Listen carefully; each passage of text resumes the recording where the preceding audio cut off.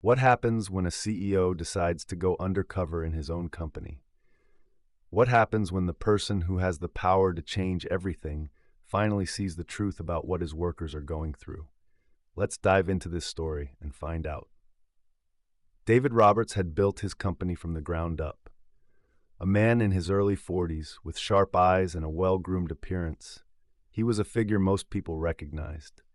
Known for his dedication, intelligence, and relentless drive to succeed, he was the CEO of a large manufacturing company. He had made his fortune by creating jobs, producing products that many relied on, and expanding his business to heights few could have imagined. But in all his success, there was one thing David never truly understood: the struggles of the people working for him. The ones on the factory floor, the ones who made his products a reality, the ones who were the backbone of his company. Despite the wealth and power he had accumulated, he always felt distant from his employees. He spent most of his days in meetings, managing clients, or planning his next business strategy. He knew his employees appreciated the opportunities he provided, but he had no real idea what their day-to-day lives were like. His employees worked hard, sure, but were they happy? Did they feel valued? Or was there something deeper that he wasn't seeing? David had heard rumors over the years, whispers from executives about discontent, complaints about low wages, long hours, and even safety concerns. But David dismissed them. His employees were lucky to have jobs, right? Surely they didn't understand how hard it was to run a business. Or at least that's what he told himself. But deep down, he knew he was missing something. That's when he decided to go undercover. No one would know who he was, not even his closest employees. He would blend in, spend a few days on the factory floor, and see for himself what was really going on. It was risky, but David didn't mind. It was time to see the truth, no matter how uncomfortable it might be. On a chilly Monday morning, David walked into the factory dressed in simple work clothes, his face obscured by a baseball cap. He wasn't the confident CEO today. He was just another worker, eager to do his part. He joined the production line, where workers were busy assembling parts. He kept his head down and followed the pace of the assembly line, trying to stay out of sight. He was immediately struck by how different things were here compared to the polished boardrooms and glass offices he was used to. The factory was loud, machines whirring, tools clanking, and the steady hum of hard work. The air was thick with the scent of oil and metal, and the floors were stained from years of constant use. Yet the workers were focused, determined, but there was a tiredness in their eyes, something David couldn't ignore. As the day went on, David found himself alongside two workers, Karen and Mike. They were both in their 30s, and they worked next to each other, assembling parts on the line. Karen had a strong build and a sharp mind. She was known for her precision and attention to detail. Mike, on the other hand, was quiet and reserved, but his hands moved quickly, almost instinctively, as he worked. They'd been at the factory for years, and their experience showed in the way they moved and communicated. David tried to strike up a conversation with them, asking simple questions about their work. At first, they were polite, but as the hours wore on, something shifted. Mike, who had been working silently, suddenly spoke up. "You know, I don't think they even care about us," he said, his voice low but full of emotion. "They say they do, but when was the last time anyone from the top bothered to even visit?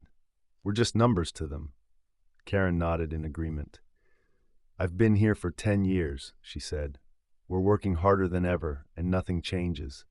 They don't listen to us. They say we're getting a raise, but it's never enough. We're working harder just to survive, while they sit in their offices, making millions." David felt a knot tighten in his chest. He hadn't expected this, but he also hadn't realized how deep the frustration ran. These were his employees, people who worked for him, who depended on him. He wanted to say something, to defend the company, but for the first time he felt completely speechless. As the day went on, David stayed silent, observing, listening. Every break time, every lunch time, the conversations between the workers revolved around their struggles. Long hours, low pay, the lack of respect from higher-ups. But what struck David the most was how these workers, despite their hardships, still cared about the company. They still showed up, day after day, giving everything they had. They were loyal, but their loyalty was being tested. The first twist came the following day. David arrived early at the factory, intending to spend more time on the floor. But as he was walking down one of the aisles, he overheard a conversation that stopped him dead in his tracks. "I heard they're thinking of outsourcing production to another country," Mike said to Karen. "Can you believe that? After all these years, they're just going to throw us away?" David's heart sank. He had heard rumors about outsourcing, but he never thought it would actually happen. He thought it was just talk, something to be discussed in boardrooms, not something that would affect the people on the floor. But now, hearing it from Mike and Karen, it felt like a betrayal. His own employees, who had dedicated their lives to this company, were about to be discarded. David's mind raced. He couldn't just stand by and let this happen. He couldn't let the workers he had come to care about lose everything they had worked for.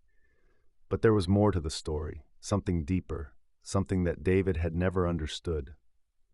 The second twist came when David finally revealed who he was. He gathered the workers, including Karen and Mike, in the break room. They were confused, some even a little suspicious, but when David pulled off his hat and revealed his identity, the room went silent. "You're the CEO?"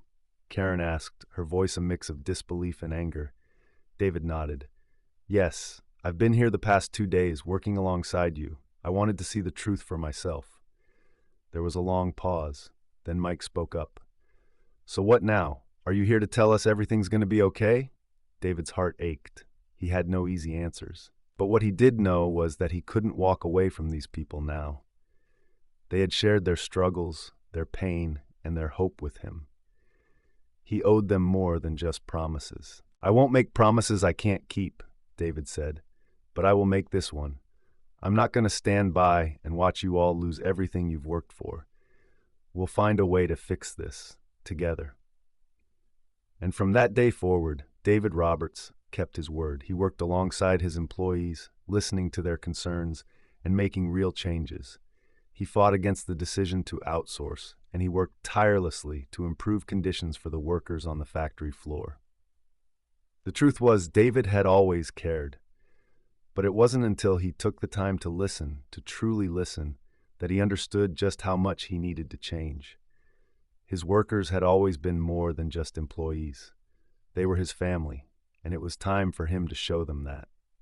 That's the story, friends. I hope you enjoyed it. It was a pleasure sharing it with you all.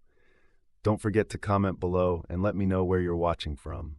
It's always fun to see the global reach of these stories. And if you haven't already, please hit that subscribe button for more amazing stories, tips, and tricks. Thank you for watching, and I'll see you in the next one. Bye. If you'd like to show some extra love, tap the 3 dots near the share button and send a super thanks.